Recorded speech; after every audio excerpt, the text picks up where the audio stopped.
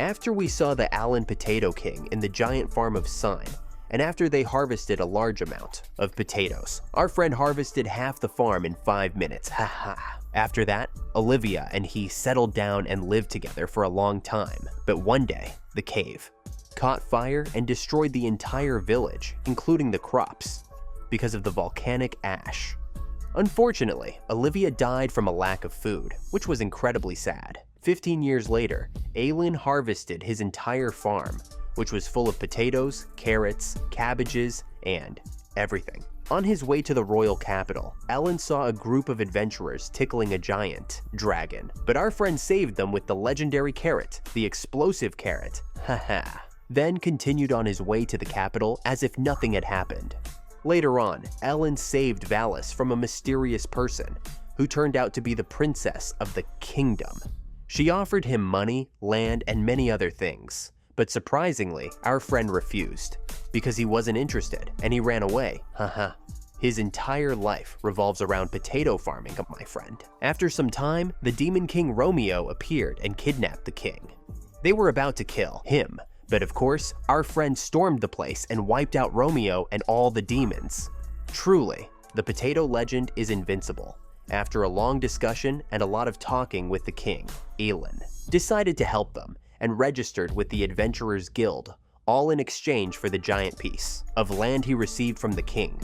But the disaster was that the land was just a barren desert with no food or water, haha. They tricked him. Later, Aelin went to the guild with Valis and met Helen there, who was responsible for registering the warriors in the guild. But then a giant dragon appeared in the forest, one that was 10 times stronger than Aelin. To make matters worse, this monster was the same one that destroyed Helen's village and killed her brother. At that moment, Aelin decided to destroy the monster and went to Helen's village, where he met Ray. But the disaster was that Ray was a ghost. Oof, what will happen next? We'll find out in today's episode. And if you haven't seen the previous episodes, you can check them out by clicking the I above or commenting below.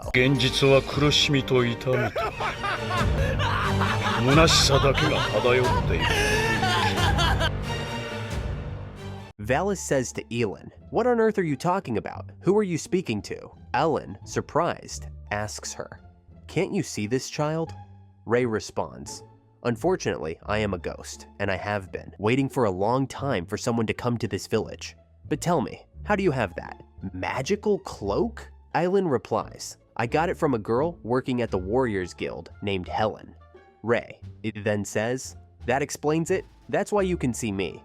By the way, that cloak belongs to me and is filled with defensive magic." Aelin understands the situation and tries putting the cloak on Valis. Suddenly, Valis screams, "Oh my god, a ghost, a ghost.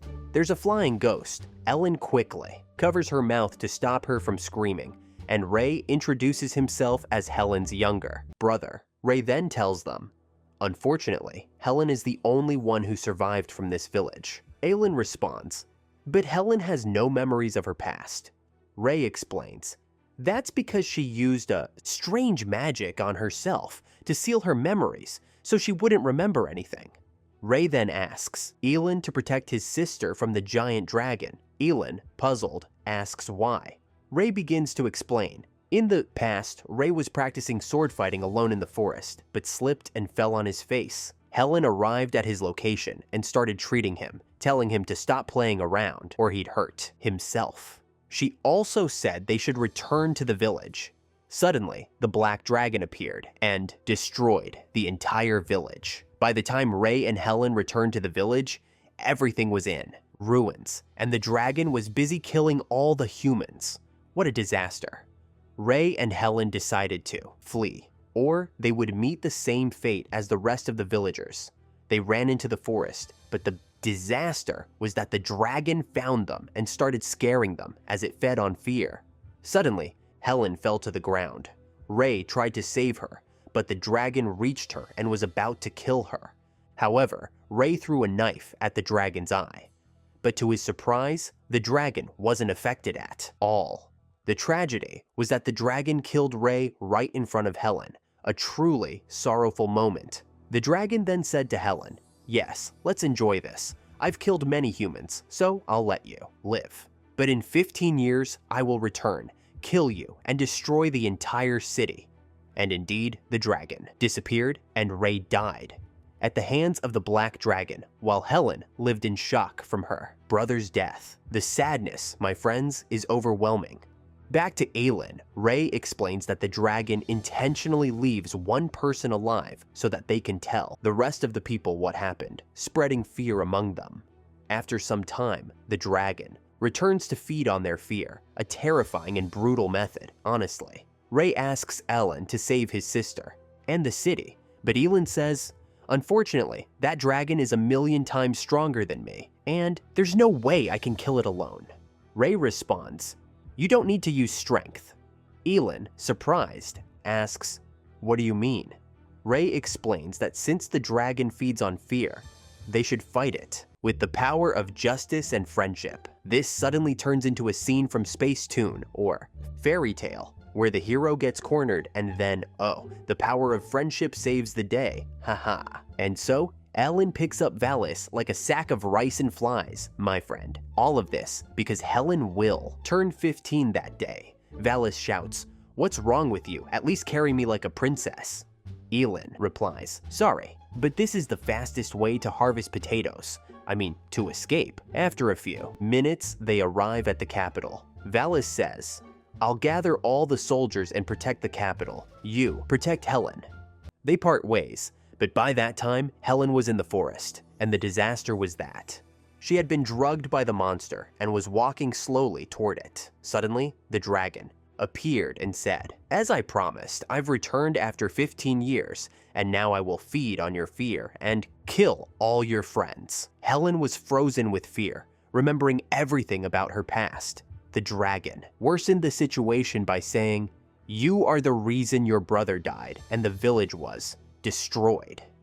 "Damn that filthy dragon," the dragon continued. "Now, I'll kill all the people in the city, and it'll all be your fault." Helen was in a pitiful state, shocked by the words. After a few moments, she grabbed the knife, ready to end it all. And of course, the dragon was enjoying himself since Haad was absorbing energy for free. Helen begged him, "Please kill me and spare the city." Dragon replied, "In your dreams, sweetie. I'll kill you and all the people too." But suddenly, Ellen grabbed her hand and said, "There's no way I'll let you do that." At that moment, the dragon got angry and smashed Aelin into a tree. But Aelin wasn't harmed at all thanks to Ray's magical cloak. Helen screamed, "Please, please run." But Aelin didn't listen to her and punched the dragon so hard that he broke one of its teeth. The dragon got back up, even more furious. "How can a lowly, insignificant human like you affect me this way?" Aelin replied, "I'm not just any human, my friend. I'm the legendary potato farmer." Helen thanked him for saving her, but Ellen knew that there was no way he could defeat this dragon with sheer strength. Aelin observed the dragon's condition, but its power remained unchanged, unaffected by his punch. Suddenly, the dragon lunged at him, but Aelin dodged all its attacks and even managed to strike back. Haha, man, this guy is tough, you might think, but unfortunately, the good guys don't always win. The dragon eventually overpowered Ellen, knocking him to the ground and was about to crush him, but Ellen resisted with all his might. And at that moment, the dragon unleashed hellfire, burning the entire place and sending Ellen flying from the impact. Helen screamed, "Run, run quickly!" But Ellen replied, no way a pathetic dragon like this is going to beat a legendary farmer like me." The dragon laughed and said, "Stop your nonsense, I'm beating you to a pulp." The dragon used hellfire again, but this time Ellen dodged it. Helen pleaded, "Please, that's enough. I don't want anyone elsey to die because of me." Ellen got angry, grabbed her hand, and ran. Helen said, "I'm the reason Ray died, and I don't want anyone else to die because of me." Ellen responded, No, you're not the reason. By the way, I met Ray, and he told me to give you a message when you remembered everything from the past." In the message, Ray said, "I'm happy I protected my sister, and there's no way you're to blame for what happened." Wow, what a flood of drama. But because of Ray's words, Helen cheered up a bit, and that had an effect on the dragon. Indeed, the place began to light up with justice and peace, and who knows what else. The dragon cried out, "No, no, damn your heads. Fear and terror are the only solutions." It was desperate to survive in any way possible, but Eileen replied, "I know your weakness. It's that you die from happiness and joy."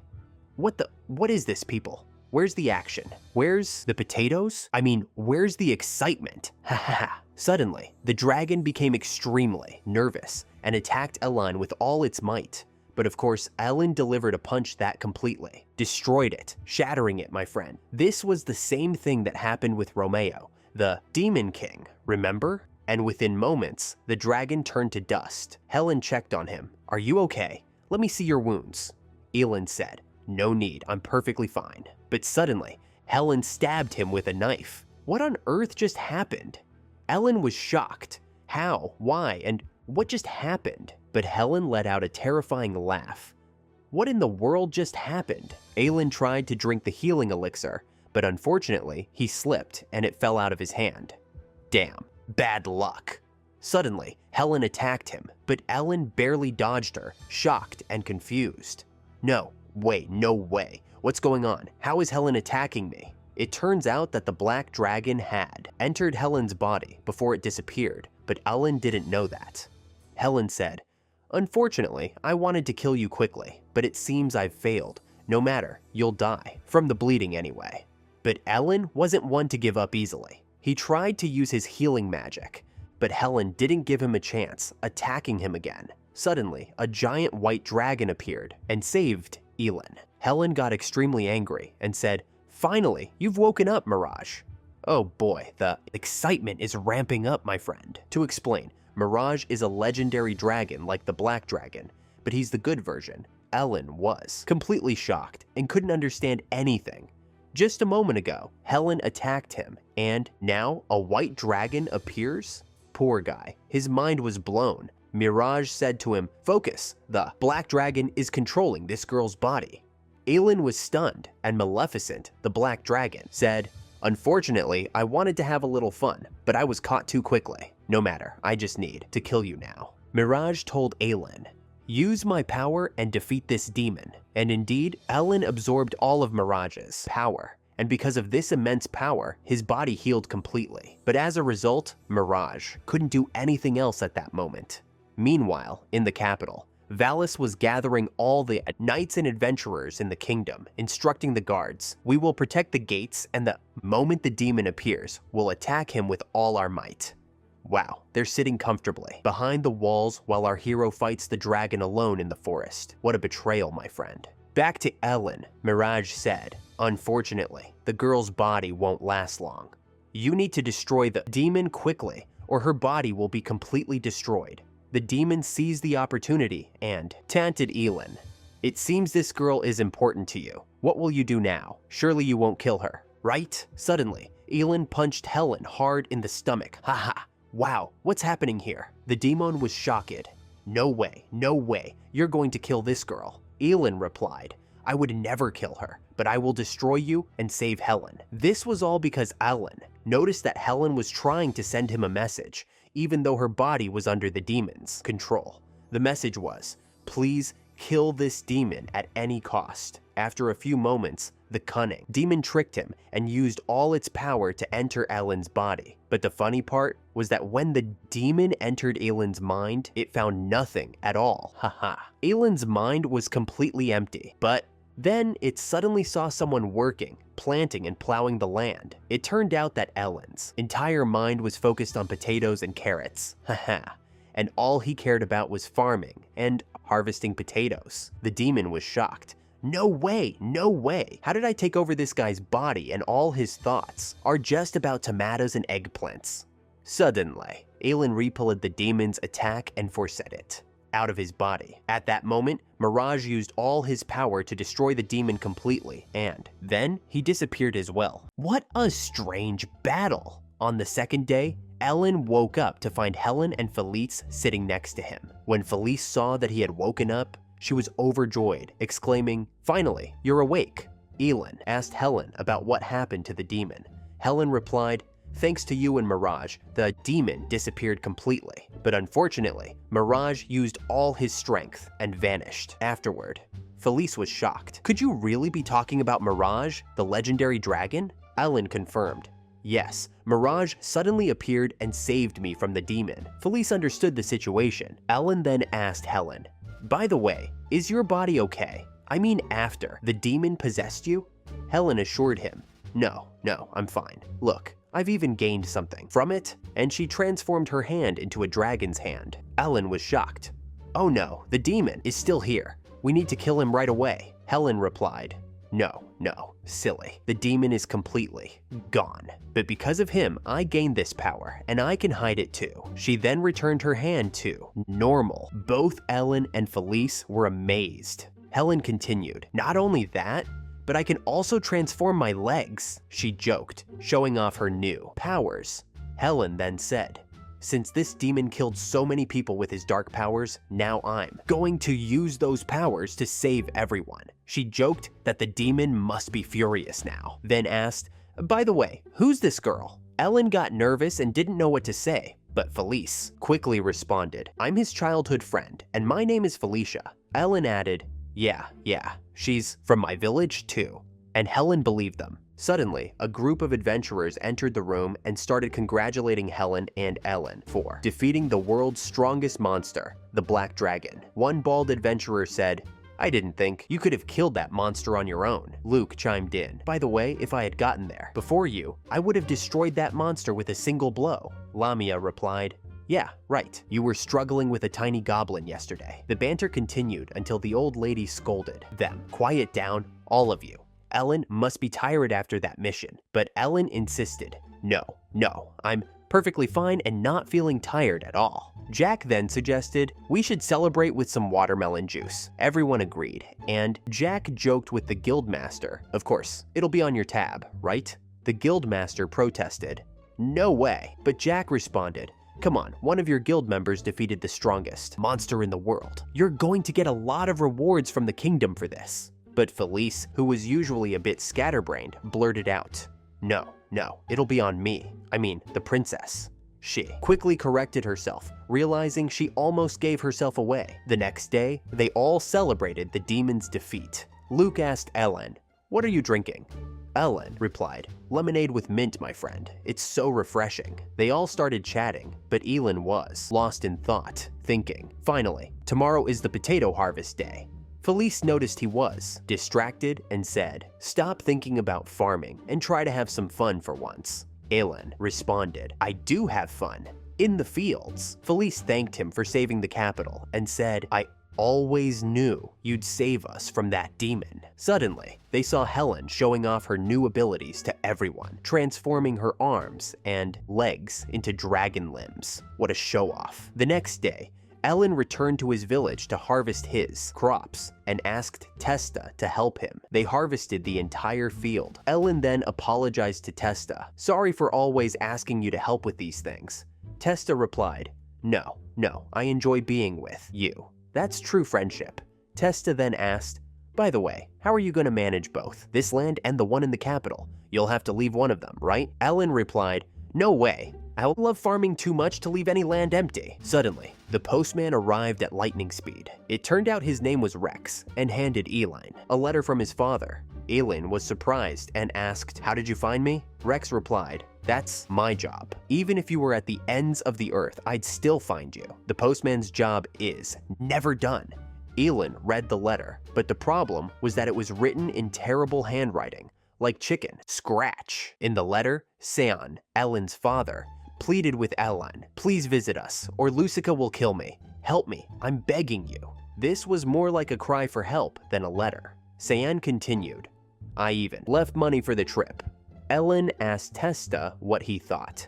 Testa replied, "You haven't seen them in over 10 years, man. Have some decency and go visit them." Ellen agreed. Okay, I'll visit them after I finish my missions for the Adventurers Guild." The next day, Elin went to the capital, but a merchant caught his eye, selling some incredibly fresh-looking tomatoes.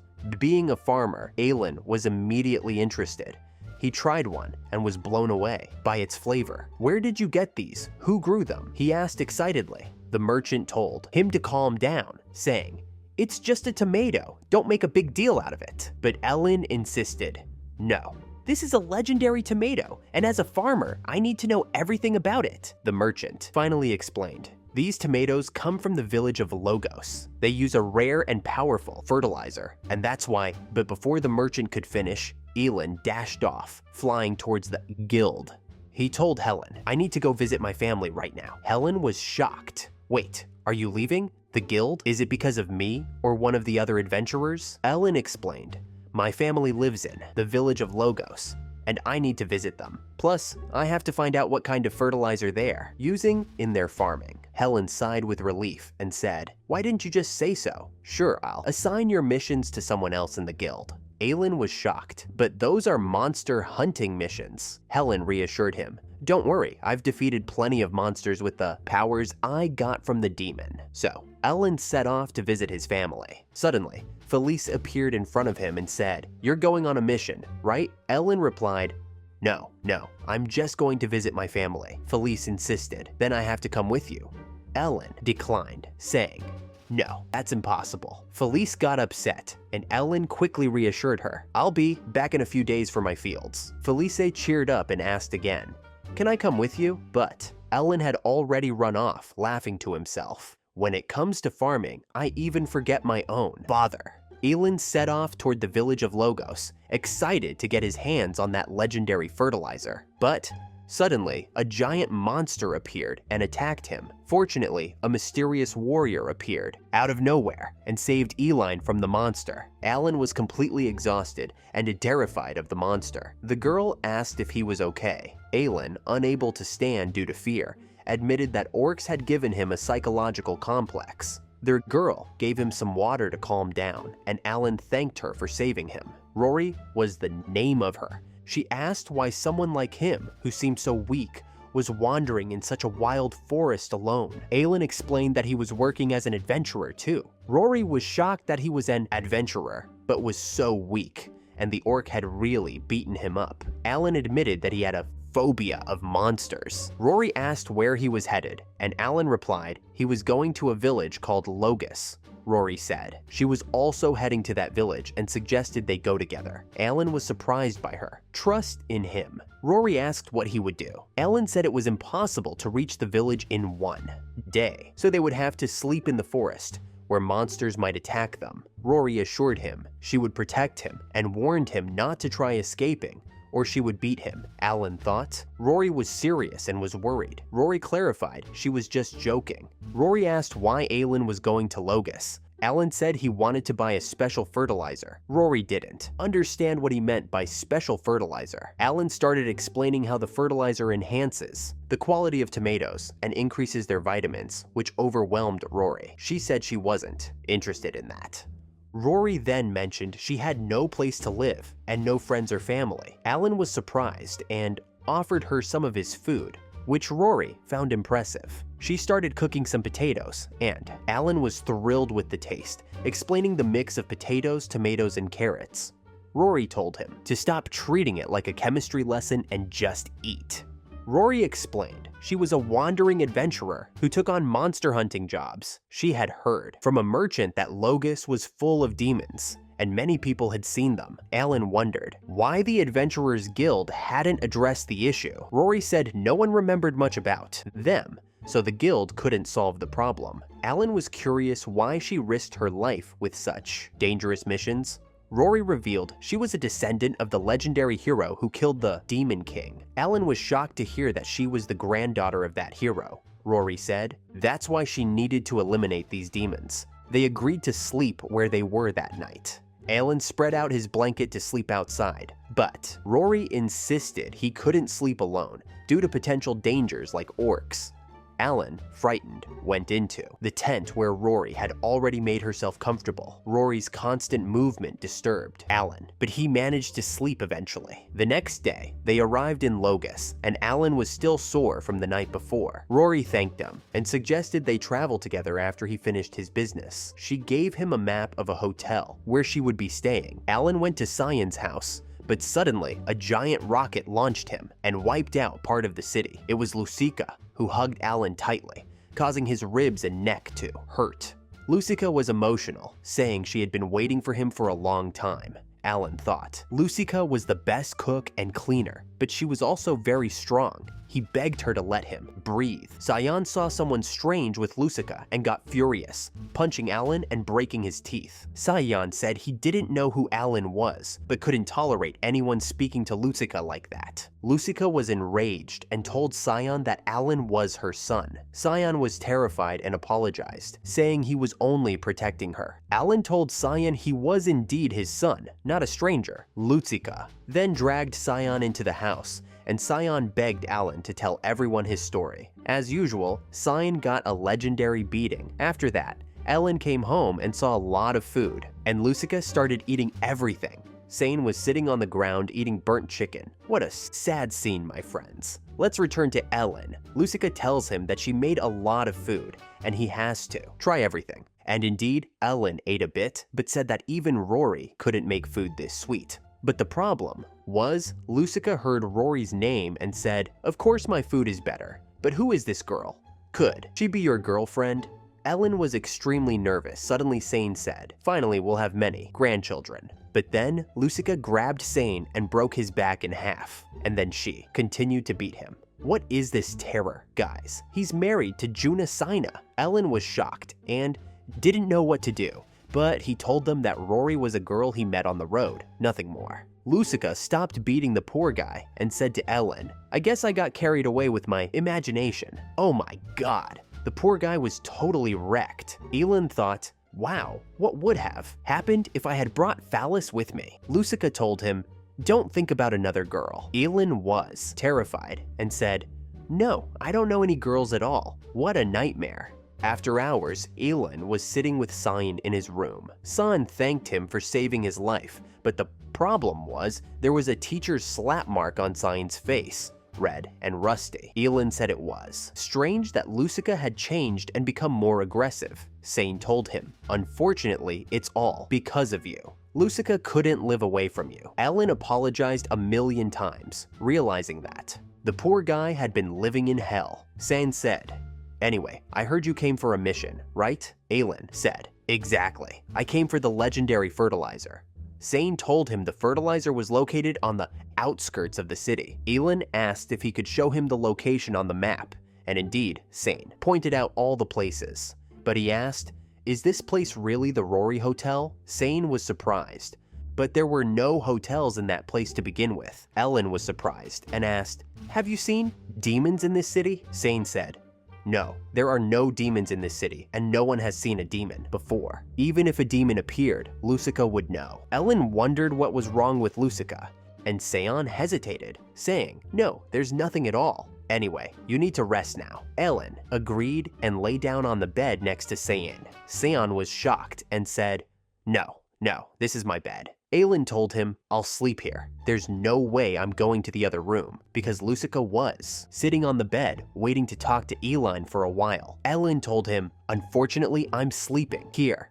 Go find another place to sleep." Sane yelled, "No, please. If I go there, Lucica will tear me apart." At that time, Rory began asking the residents about demons, but unfortunately, no one had seen a demon at all. Rory was surprised, thinking that the merchant had lied to her, and she remembered her past of being ostracized from the village and unloved. Suddenly she heard someone asking for help. Rory went to see what was going on. The girl said that a demon had kidnapped her little brother and gone into the forest. Rory told her not to worry and that she would rescue him. Rory went to the forest. Meanwhile, Ellen started searching for the fertilizer, but a group of people gathered. The man told Ellen that a demon attacked him, but a girl with blue hair saved him and was now fighting demons alone. Ellen asked him to quickly tell him where the girl was. The man gave him the location, but the problem was that the man had tricked him. It turned out that these people were illusions created by strange magic. Oh, what a story. Returning to Ellen, he went to the forest to help Rory fight the demons, but suddenly saw a demon attacking a strange girl. Our friend saved her and killed the demon, but the problem was the girl turned into a demon and attacked him. But Rory saved Ellen at the last moment. Rory told him that there were a huge number of monsters. Suddenly, the evil merchant appeared and said, Excellent. Excellent. This is expected from the descendant of the first hero. Rory recognized him, and it turned out he was the merchant who told her the location of the village. The merchant told her, "Unfortunately, you failed the test." Oh my god, what's happening? And that's it, my friends. This was the second part of the Potato Thief anime. Do you want us to continue, or is that enough? Write it in the comments. And that's it. Peace out, man.